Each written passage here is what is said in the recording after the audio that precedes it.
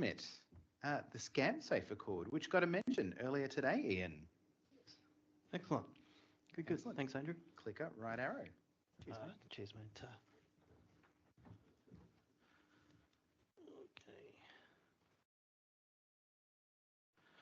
Alrighty, so I'll be talking about the scam safer cord, but obviously with a very strong identity slant. A little bit about what the scam safer cord is, and maybe why identity at the moment isn't necessarily winning, but also what we could possibly do about that. What I wanted to do was start by talking about like three ordinary people, three ordinary Australians. And I kind of really wanted to just do this to define or show again what scams are all about, or the impact of scams.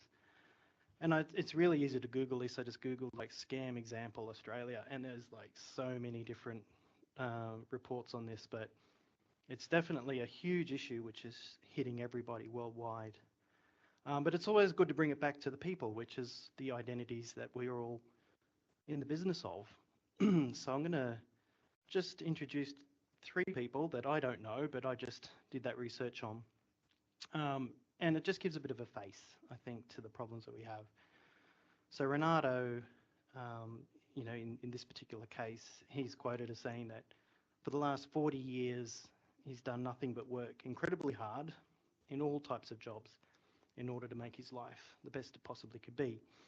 The problem is that with Renato, he's had all of his life savings taken, which is pretty cruel.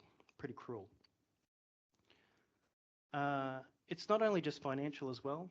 So Sunny also had her account or her savings drained, but it's also the way you feel about things and how it impacts you. For her, she says the hardest thing for me is to stop blaming myself. Like I keep blaming myself. Maybe I should have noticed it earlier. So she feels responsible for all of the things that has happened to her. And someone I would describe as a bit of a sort of quintessential Aussie battler, Marie, her daughter said of her mum, she raised 3 children by herself as a widow and has worked hard throughout her life. She has always gone without and budgeted her entire life on minimum wage. And what's particularly cruel, I think, is just that scammers left her with $4. It wasn't even all of her money, it was just left her with $4, which is horrible. So I think with what this does is it puts a face to the fact that scams are devastating. It's not just fraud or people stealing a bit of money, it's taking people's lives completely. And of course, this is a mass revolution. Scams are everywhere now. It's the major MO around fraud. And it's very, very easy to see in front of us all the time. So look, the question I always have in my mind is, what can we do? What can we do? How can we fix this? And it's not without trying.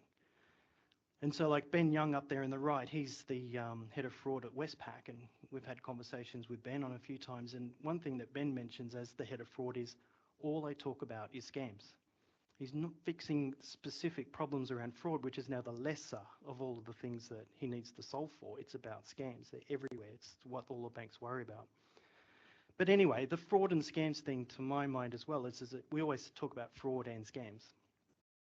And I guess, does this mean that fraud's different to a scam? Is there a scam, a type of fraud? Can you get scammed without being a fraud? I just think if you sort of do the Venn diagram, fraud's over here and scams was over there. Of course, that's not the case. Scams are in fact a type of fraud. And I think the terminology's just evolved in a certain way, because fraud is really about things like account takeover or session hijacking or, man in the middle on an OTP. So you divert a payment. Scams are a completely different MO, and it's very virulent. So in the sense, it's changed everything. The whole process around fraud and scams is now scam. So anyway, I've set the tone around what scams are all about in the sense of what's happened. So has this got anything to do with identity? And surely we can fix that. And unfortunately, it's come out a little bit weird on that one, but when you think about identity, why isn't it just automatically solving the problems? The main reason why scams are so insidious is because we have everything fine. Everything is legitimate. Identities are legitimate. Security assurance levels legitimate. Session security is legitimate. Payments are legitimate. Everything looks normal. But everything goes to an illegitimate payee. That's just the end part of a very long chain of green lights. So, in a sense, what is interesting about this is like there's an identity here that isn't necessarily being understood, and it's the fraudster. So we've got this identity function all around the account, the identity function all around the victim, but for some reason these payments seem to find their way into the hands of fraudsters, and we don't necessarily know where they are, who they are, or what's going on. So a bit of a busy slide, but I think if we look at it from left to right, I think the issue is really around no wide-angle lens to all identities. What we've actually done is spent a long time looking at identity security, identity assurance around the person that has the money. So we've got this ring of steel. We've been building authentication, multi-factor authentication, identity threat detection response, all aspects around biometrics, bot detection, telemetries, behavioral biometrics. Everything's perfect. Well, as far as any spectrum or continuum from 0 to 1 can be. Right? We mostly push the dial up very strongly around this ring of steel. But what's happening really is that the money's being pushed. The payment is going out to this little devil account. And so funds are pushed, not pulled. They're not stolen, they're not taken. And so the identity that's receiving this is also invisible. Somehow that payment has been routed to a place it shouldn't have gone. But interestingly too, the actual payment itself is also pushed in a way which it should never have done in the first place. So that gives rise to this term authorised push payment fraud. The payment's made, the payment is pushed, and it was authorised by the victim. So we all kind of know really what it is, but we can see plainly that everything that we've been focusing on has been focusing on the security assurance levels and the identity assurance levels of the victim themselves. So I think this is coming now down to the absolute crunch of why is scams so hard? And why are our identities part of this, but in not the best possible way? So good identities are doing the bad things. What we have are victims' identities that are solid. Victims' security posture is solid, but the victim is unknowingly executing their own crime against themselves on behalf of someone else. And so the nut, I think, of the problem is that we have a human problem and we are seeking a digital solution. And the two don't necessarily marry. Question now is how can we actually really use identity properly to its full extent to be able to actually cover all of these particular cases? So if the victim's identity is fine, and we know that that doesn't necessarily mean anything, the scams that they're actually brought into, romance scams, investment scams, they're pushing this for their own purposes without understanding what does identity mean in the bigger picture. So one of the things which the Australian Banking Association, apologies for the overrunning text there, but the ABA has created this concept of the Scam Safe Accord. And it's really about trying to bring together the best practices that we could possibly come up with in order to hit and disrupt scams in the way with which they're operating. The ABA is made up of 20 member banks. Ross McEwen's chairing that function underneath Anna Bligh. And it's not a regulation per se, but it's actually the banks actually joining together to make positive and proactive movements against scams. How are we actually going to tackle this proactively? So in terms of the three-pronged approach, it's really about improving accuracy around identities and payees. And unfortunately, the little box is off there, but identities and payees is what I was highlighting. That's the other side of the coin, isn't it? It's not only the identities of the victims, but it's the identities of the payees, those that are actually receiving the funds. And this is where we can play.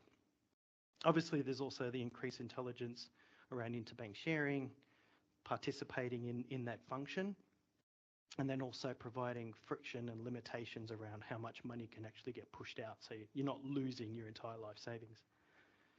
So the Scam Safer Accord is really just it's a positive push to making the best outcomes that we can. But I think what are we going to focus on within that? So the Scam Safer Accord, over those 6 initiatives, I won't go into too much detail on all of the text there, but this is actually on their website. 2 around disruption, detection and response. So disruptions around about industry-wide confirmation of payees. In other words, the classic case now at the moment is that BSB and account numbers, etc., are just numbers, and they're not necessarily matched to names, so people can push money to these numbers without necessarily knowing it matches anyone that they know. That's one angle. The other angle is around a bit of a mixed bag of identity-related functions, which I'm going to go into in a bit more detail on the next slide.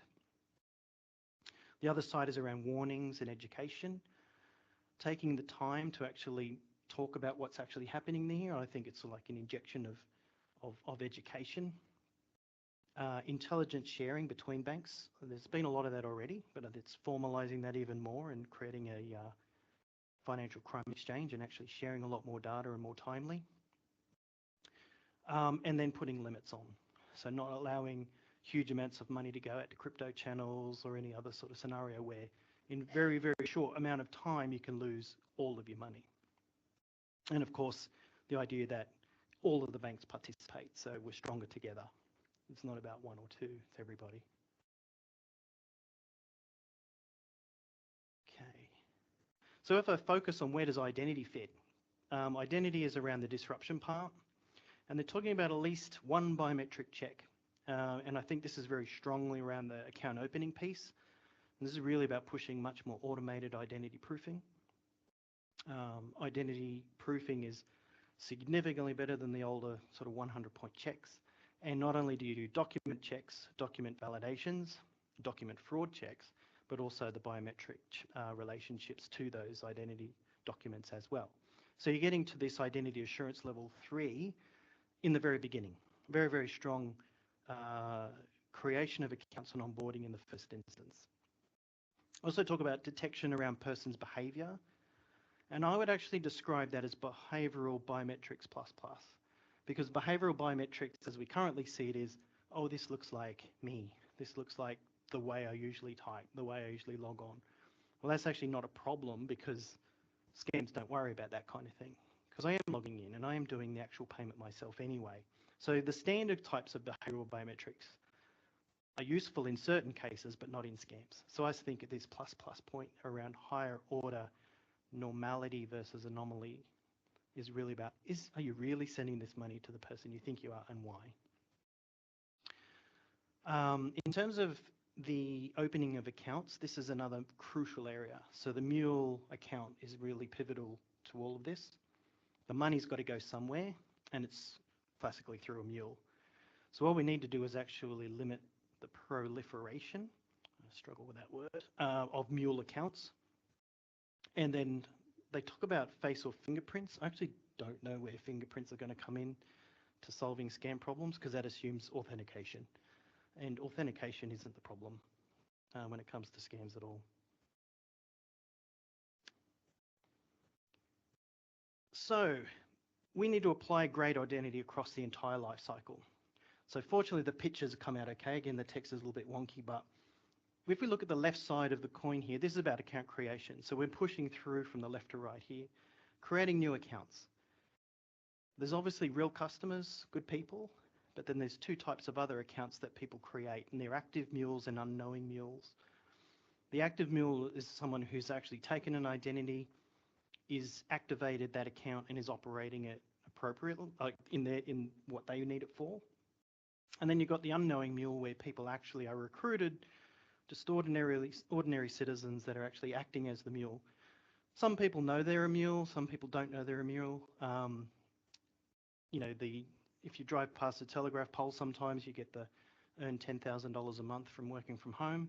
That's the usual kind of point where you go, all you need to do is help us with our accounting, we'll send you some money, you push the money on, and we'll leave you a bit of coin at the end of it all too. So people think that that's a real job, but they're just participating in this mule chain. And I think the really hard part of that, of course, is that it's very hard to understand that they're a bad person because they're just operating as a normal person. So the creation of these accounts in the first instance is crucial, and it's that sort of grey box that we need to really look at, limiting those mules, because the mules then become that bad guy at the other side, where the egress of funds actually occurs. So we limit the mules at the start, and then we look at the usual process in terms of what happens when a victim pushes money. Obviously, we need to continue to do really good work around authentication and security assurance and session security and all of that kind of stuff. Because, of course, fraud's not gone away. And when I say fraud, I mean the usual man in the middle, account takeover style attacks. They're still there. So we've still got to keep pushing the boundaries on that point. But when it comes to the payment, this is this biometrics plus behavioural biometrics plus. What does look like an anomaly of a payment? And so there's a couple of things here. What is the victim doing to themselves? Why are they making this payment? Spotting whether or not the actual payment's to a mule. And so understanding the mule at the beginning can understand if you're pushing to a mule at the end. But then also actually automating the things that banks need to start doing. So part of the Scam Safe Accord is to inject purposeful, timely friction. And that friction's not necessarily like a step up, or another authentication. That's that sort of friction around identity or assurance around authentication, because you're going to do it anyway. That's not what we're talking about friction here. Step ups don't work. What we're talking about is timely education, interjection of a chat, something along those lines where we're saying a few more questions about this transfer. Why are we doing this? Are you talking to someone? Now, there's always going to be ways around different things, but the banks have to do two things. They need to talk to the customer about what's happening, and they need to inject necessary education at the right time. But in a straight-through kind of world, we need to automate that. And that's why LLM-style chatbots now are going to be particularly useful, because we can actually have good, solid conversations with customers in a very automated way, but still achieving the right outcomes. So these are sort of some examples around how we can use identity to actually take the mules out at the beginning or limit the mules in the beginning, look at what a customer's doing and talking to them about why they're doing it. And then at the end, part of this is, why is this fraudster anonymous? If they've become a mule, or they're actually pushing off to crypto, or they're pushing off to another place, why is it that we can't identity proof in very, very high value scenarios to say, if this is a retail style transfer, why aren't we identity proofing the payee? I think at some point, if you're going to lose your entire life savings, we're talking about big numbers and it's completely out of the ordinary, doesn't seem completely crazy to start shining a light on this end point.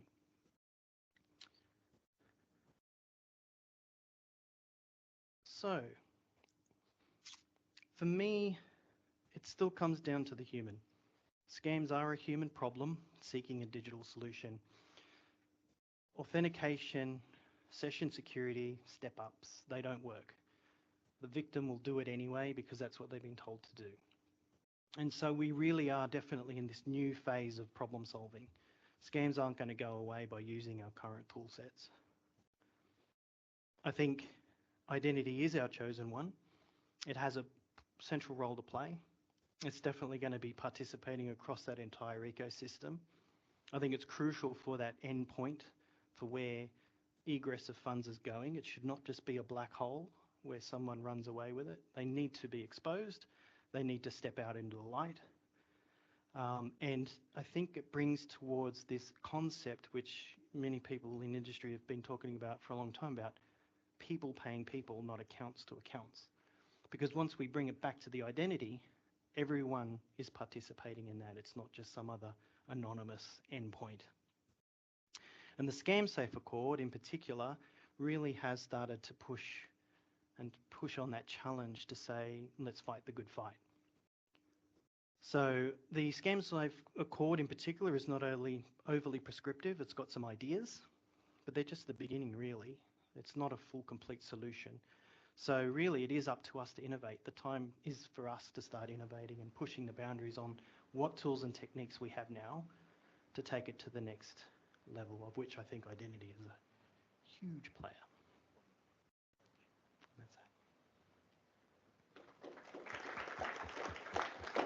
Thank you very much, Ian, and spot on for time. So thank you very much, but you'll be hanging around for drinks if anyone's got questions. Thank you very much. Another big round of applause for Ian, folks.